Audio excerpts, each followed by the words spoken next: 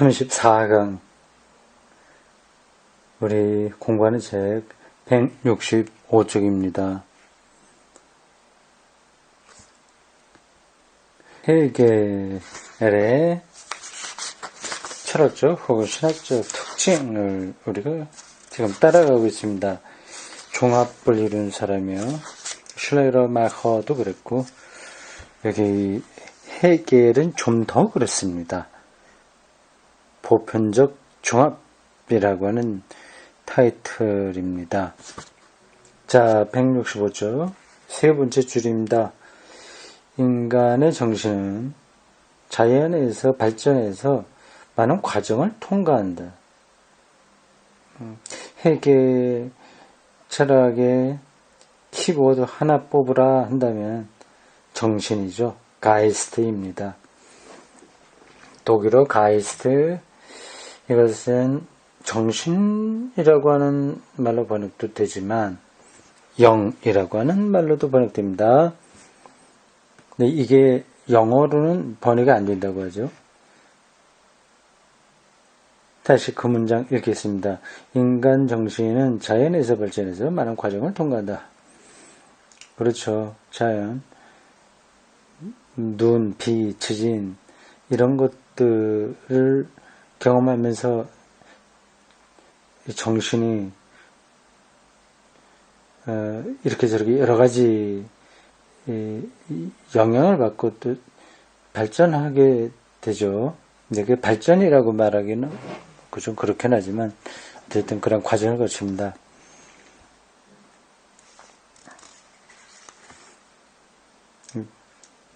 그런 발전 과정에서 특별한 것들이 좀 있긴 있어요. 유달리 좀 특별한 자연 현상이요. 뭘까요? 빙하기 같은 것들이죠. 그 빙하기를 거쳐왔다고 하는 건 참 대단한 겁니다. 불도 그렇고, 불. 자, 다음이요. 헤겔은 철학백과 전서라고 하는 책에서 자연 철학을 상세히 제시한다. 그것은 대체로 슐링에 의존하고 있다. 슐링은 내가 이미 말했던 대로 칸트와 스피노자의 종합을 바탕으로 낭만주의 자연철학을 전개한다. 하도 많은 학자들의 이름이 나와서 그들의 학문적인 특징이 뭔지를 딱 꿰기가 힘들어요. 이 틸리 같은 대가들은 다 손바닥에 얹어놓고 뭐를 말하듯이 알겠죠. 슐링은 자연의 내적인 힘, 곧 의식적인 힘과 무의식적인 힘을 보여주었다. 그는 철학에서 무의식적인 것이란 말을 사용했던 취주의 사람이었다. 슐링이 그런가요? 무의식적인 것, 무의식적인 것, 잠재의식이겠죠. 프로이트는 특수한 사상적 기법을 통해서 이 개념을 받아들여서 경험적인 심리학적 목적을 위해 사용했다. 그러나 실제로 이 말은 슐링의 자연 철학에서 유래한 것이다. 그렇군요. 프로이트나 칼 융 이런 사람들의 무의식 개념이 슐링의 자연 철학에서 왔다네요.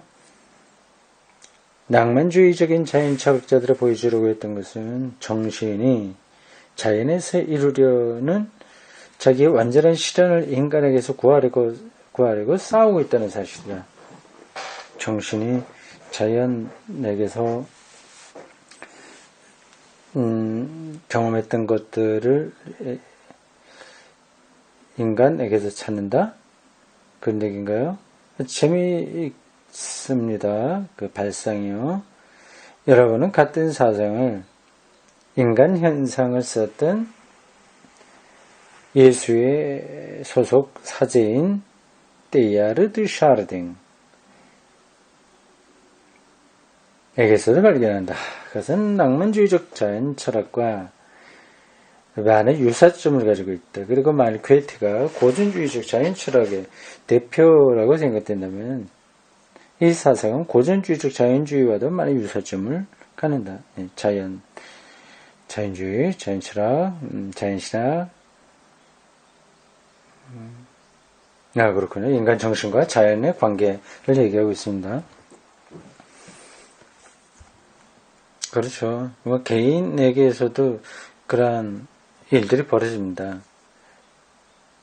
아파트에서만 계속 산 사람하고 숲속에 들어가서 산 사람하고는 정신이 다르죠.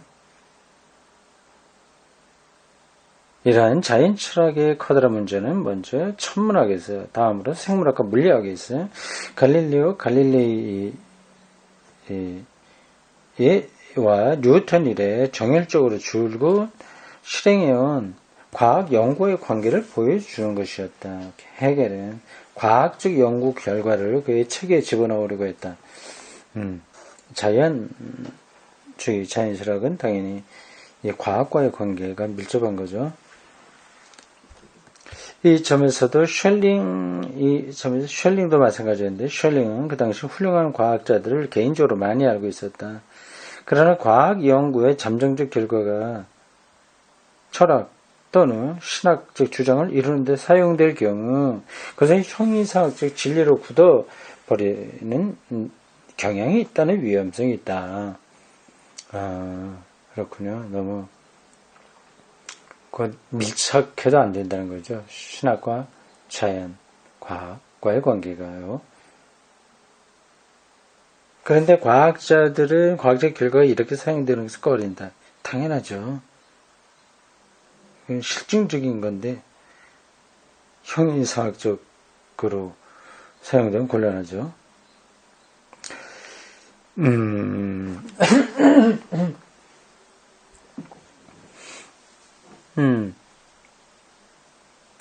이게 형이상학적 진리로 굳어진다고 하는 게 뭘까요?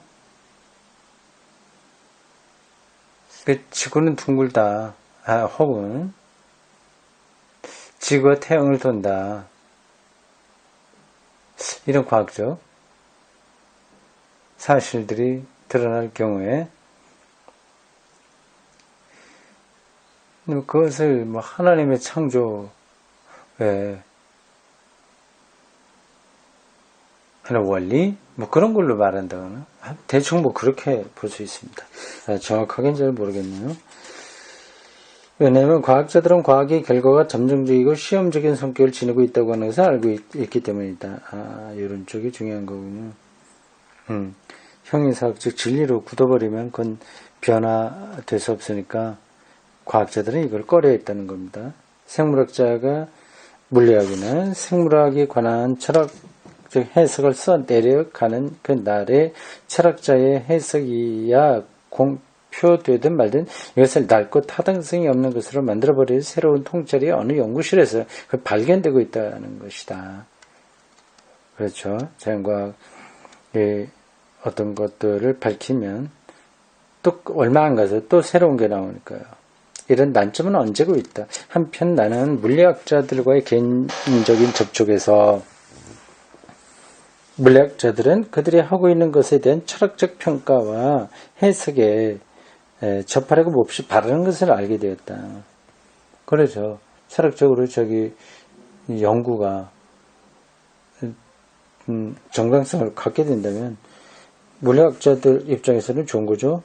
이처럼 철학은 곤란한 과제를 가지고 있지만 대부분의 현대 철학자들은 연구 결과에 매이지 않는 과학적 방법의 논리적 분석을 가지고 만족하고 있다. 그러나 이것 역시 위험하다. 왜냐하면 어떤 새로운 결과가 방법의 변화를 불가피하게 할 경우도 있을 것이기 때문이다. 그러므로 우리가 할 수 있는 유일한 작업은 자연을 고찰할 수 있는 특수한 수준의 통찰력이 자연과학의 진보에서 독립적으로 존속하지면 안 된다는 사실을 말하는 데 있다. 이게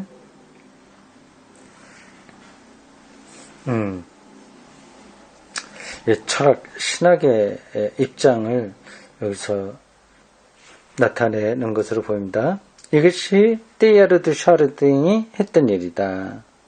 그 자신은 아직 인간이 못된, 그러나 인간을 지향하는 발달 계열에 서 있는 전 역사적 존재의 하나인 패킨인 또는 페키닌. 이거 페키닌 이거 좀 이상하네요. 번역이 북경인이라고 해야 될 거 아니겠습니까? 북경인. 그 유인원 네, 종류를 말할 때 네안데르탈인, 북경인 뭐 등등 얘기하는 것처럼요. 아마 그것으로 보인다. 이거를 페킨 이 원어를 그냥 살린다고 한다면 페킹, 북경, 페킨 뭐라고 해야 되나요? 중국어로 뭐라고 있습니까? 북경을요? 페이킹 혹은 신 안트로포스 신 인간이라고 하는 유인원이 있었나요? 안트로포스는 이제 인간이라는 뜻이니까 이 두 개를 발견했던 참 탐험대한 사람이었다. 매우 엄격했던 그의 과학적 훈련과 업적에도 불구하고 그런 감히 그러한 통찰력을 가지려고 했다. 나는 나의 조직신화 3권에서 이와 같은 일을 철학적 관점에서 시도해 보았으나 나는 그런 일이 얼마나 불확실하고 위험한 것인가를 알고 있다. 한편 우리가 이것을 시도하지 않는다면 우리는 신을 자연에서 제거해 버리게 된다. 어쨌든 여기서 신학과 자연과의 관계를 이제 분리시켜 버리면 안 된다 그 얘기입니다. 만일 신을 자연에서 제거한다면 신은 점차로 사라져버리게 될 것이다. 왜냐하면 우리는 자연이기 때문이다. 우리는 자연에서 왔다. 만일 신이 자연과 관계가 없다면 그럼 마침내 우리의 전 존재와 아무런 관계도 가지지 못하게 될 것이다. 맞는 이야기죠. 이건 제가 여러 번 이야기했던 대목이기도 합니다. 특별히 21세기의 특징을 놓고 볼 때 더 그렇습니다. 이 자연과학, 물리학, 생물학, 의학 이런 것들이 고도로 지금 발전하고 있는데 이런 것에 대한 신학적 해석이 따라주지 못한다면 기독교 신앙은 주류 사회로부터 떠밀려 나가게 되는 거죠. 무당 종교처럼 되지 않겠습니까? 그냥 그런데 호기심 있는 몇몇 사람들만 따라가는 것이고 그렇게 하더라도 열광적인 사람들은 남게 되니까 기독교가 없어지는 건 아니겠죠. 그러나 결국 소외되는 거죠. 그리고 그거는 성경적으로 볼 때도 틀린 태도입니다. 하나님이 세상을 창조했다고 하는데 이 자연과 이거 연구하는 거는 하나님의 창조에 대한 신학과 다른 방식의 또 하나의 공헌이라고 할 수 있습니다. 자연과학자들은 신학자죠, 말하자면. 실증적인 방식으로 신학을 하는 사람들이고, 신학, 정통적인 의미에서의 신학자는, 뭐라고 해야 되나? 개념적으로, 혹은, 뭐라고 얘기해야 되나요? 하나는 실증적으로 연구하는 것을 자연과학이라고 한다면, 이 신학은 인문학적으로 연구한다고 할까요? 대충 그렇습니다. 해결에서 인간은 자연에서 생겨난다. 해결을 굳이 끌어들일 필요 없이 이건 누구나 다 인정하는 바죠. 그리고 인간에게는 또 하나의 현상이 일어나는데 그것은 정신이 자기 자신에게로 돌아가는 것이다. 정신, 가이스트. 신은 인간에게서 본질적인 자기 자신을 발견한다. 다시 말하면 절대적인 정신은 상대적인 존재, 생물학적으로 제약받는 존재, 그러나 정신, 곧 자기 의식의 차원을 가진 존재에서 자기 자신을 발견한다. 해결은 정신의 세 가지 차원 또는 수준을 구별한다. 첫째는 주관적 정신.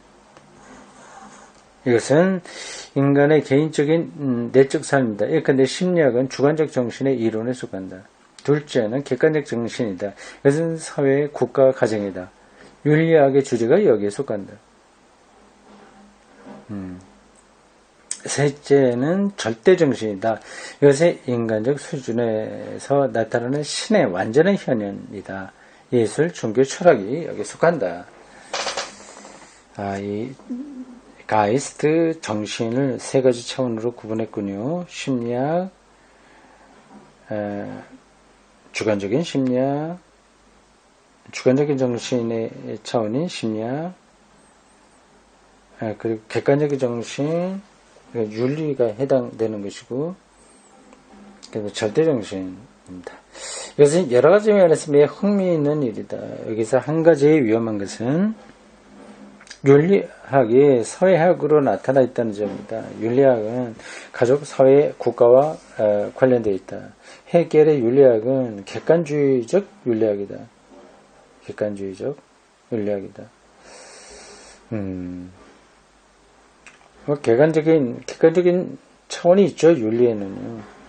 교통 신호를 잘 지켜야 되는 거, 이건 객관적인 윤리죠. 그러나 윤리가 모두 다 객관적인 것으로 해소되지 않습니다.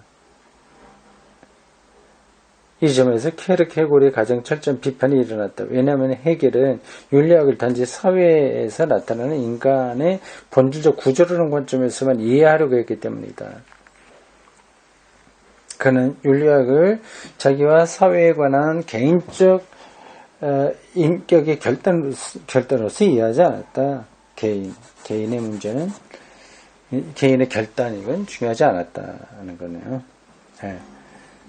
케르케고르는 윤리적으로 결단하는 개체적 인격이라는 개념을 여기에 대체시켰다.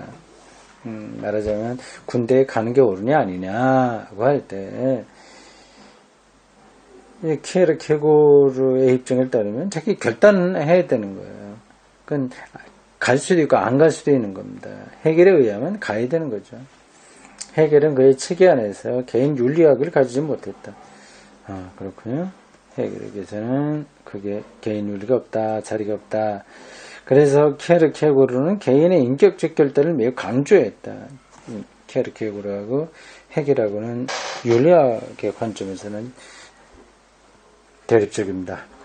해겔은 개인적 인격의 윤리적 관계가 전개되는 사회윤리학의 체계만 지내고 있었다. 그러나 자유로운 개인, 결단하는 개인은 그 체계에는 나타나지 않았다.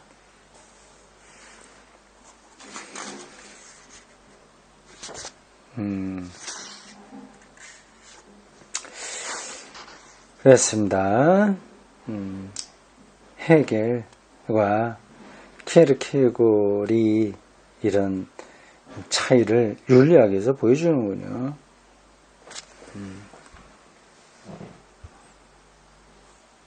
객관적 정신의 이론은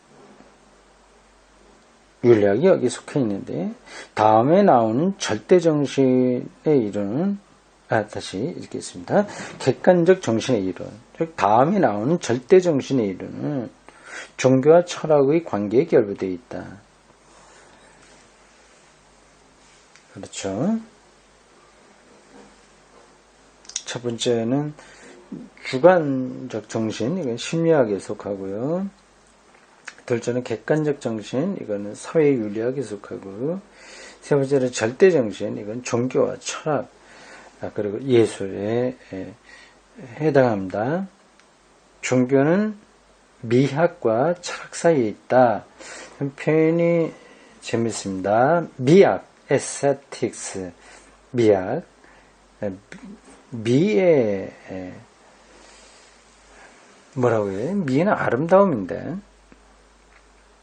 아름다움에 대한 학문이죠. 뭐가 아름답냐? 남자 여자가 같이 결혼하는 게 아름답다.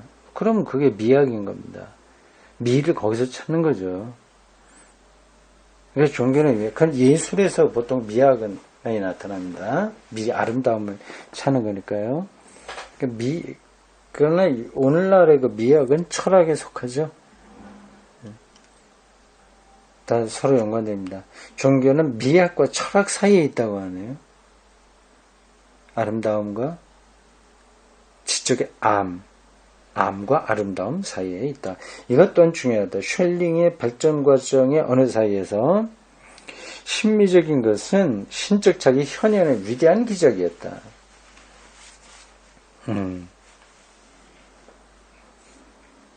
그럴 수 있죠. 교회당이나 성당에서 울려 퍼지는 박흥의 종교음악 이런 것들은 참 아름다운 거예요.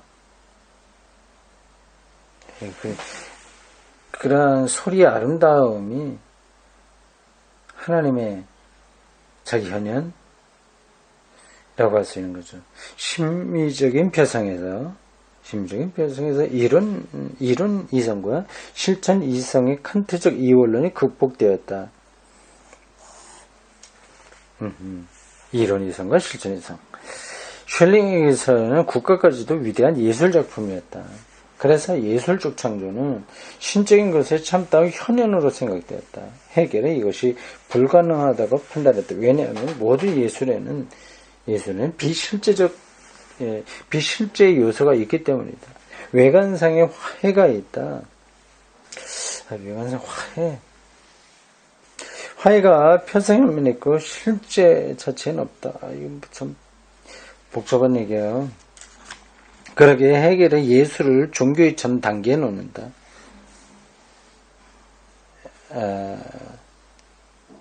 예술경험, 종교경험 이런 차원에서 이야기하고 있습니다. 그리고 예술을 넘어선 종교를 실체의 자리에 놓는다.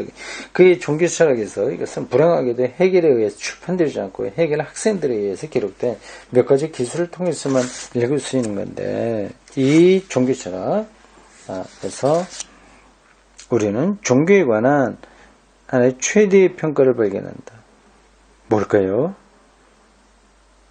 종교는 해결에게서 삶의 실체임의 중심이다. 이것은 모든 것을 성스럽게 하고 모든 것에 깊이와 높이를 부여한다.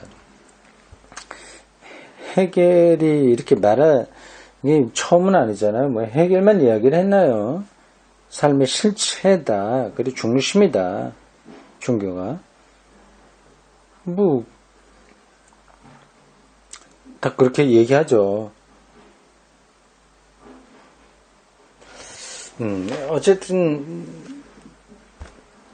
다른 사람이 얘기한 게 아니라 해결이 그런 얘기를 했다는 게 중요한 거죠. 종교 철학에서 나온 이야기입니다.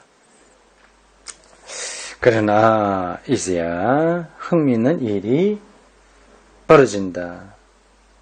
철학이 종교 위에 놓인다. 아, 그런가요? 철학이 종교 위에 놓인다. 이게 높고 낮음의 문제는 아닐 것 같은데,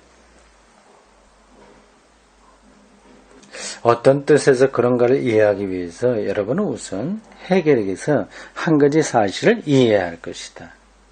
해겔의 자연 철학의 체계, 계층 체계에서 볼 때 주관정신, 객관정신, 절대정신 이 세 가지라고 하는 것을 앞에서 말했습니다. 저도 그거를 머릿속에 넣어둬야 되겠습니다. 주관정신, 객관정신, 절대정신. 칸트는 이성을 그렇게 세분화해서 말하고 있는데 해겔은 정신이네요. 예, 이성과 정신이라고 하는 관점에서 칸트와 해겔이 좀 다른 길을 가고 있습니다. 다르다기보다도 방법론이 다른 거죠. 이 높은 수준은 낮은 수준을 결코 폐지하지 않는다. 폐지하는 게 아니라 지양하는 거죠. 끌어올리는 거죠. 정신으로서 인간은 아직도 물리학이나 화학이나 생물학의 법칙 아래에 있다. 이들은 그가 역시 구별하는 세 가지 형태다. 여러분이 현대 원자 물리학의 관점에서 이것이 얼마나 불가능한가를 직접 알 수 있다. 현대 원자 물리학에서는 화학적인 것과 물리적인 것과의 구별은 거의 소멸되었다. 아하, 그렇죠. 원소, 미실 세계에 들어가게 되면 뭐 화학적이야 물리적이다 차이가 없어지는 거예요. 이거에 어쨌든 해겔에게서 높은 수준의 것은 낮은 수준의 것을 폐지하지 않는다. 오히려 높은 수준의 것은 절대정신이 시간과 공간 안에서 자기를 보다 완전히 현실화하는 하나의 표현이다. 그러기에 철학이 종교보다 고차원적이라고 하더라도 철학은 종교를 폐지하지 않는다. 해결에게서 종교는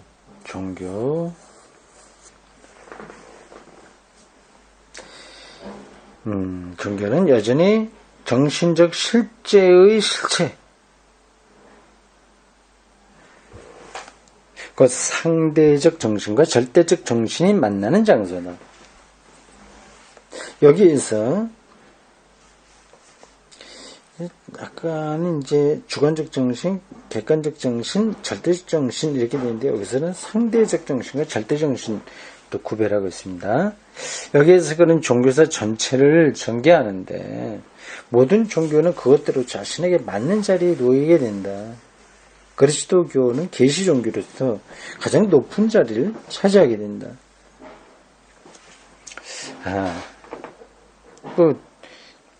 해겔이 기독교 전통에서 산 사람이니까 이렇게 말을 해야 되지 않겠습니까? 그렇기도 하고 각 종교를 잘 살펴보니 기독교에서 가장 차원 높은 그런 종교 경험이 가능하더라. 그런 얘기를 하는 것으로 보입니다. 지금 우리는 이 해겔의 종교와 문화의 종합 이 부분을 하는 중입니다. 마지막 그 부분의 패러그래프입니다. 그 해당 항목의 마지막 패러그래프입니다. 168쪽 아래에요. 그렇다면 종교와 철학이 서로 다르죠, 무언가? 종교 하는데, 우리로 말하자면 종교라고 하지 않고 신학이라고 보통 얘기하거든요. 신학과 철학. 신학은 신에 대한 로고스고요. 철학은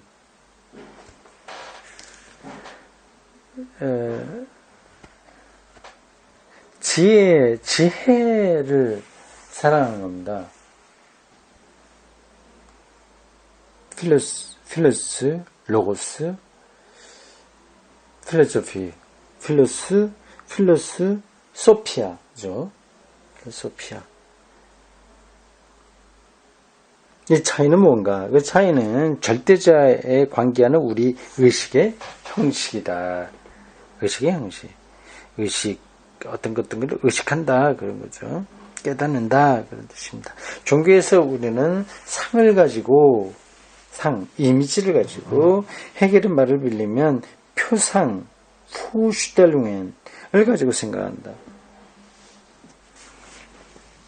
그러니까 하나님 표상을 갖고 대하는 거죠. 오늘이라면 우리는 도리어 신화나 상징을 말할 것이다. 철학은 이들의 이미지나 상징을 개념에 의해서 해석할 수가 있다. 종교적 내용을 개념화하는 것은 종교적 개념, 그것은 철학의 최후 목표다. 기억해 둬야 되겠습니다. 종교 내용을 개념화하는 것은 철학의 최고 목표다.